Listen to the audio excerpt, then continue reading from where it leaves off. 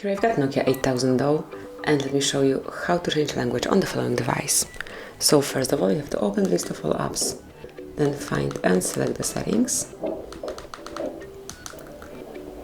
And here go to personalization. Scroll down and here you will notice language. And by tapping on language, you can smoothly select the one that you would like to apply. So let me choose, for example, Croatian.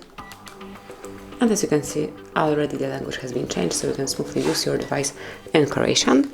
Then whenever you'd like to go back to English or maybe change language one more time, pick language and click on the one that you would like to have.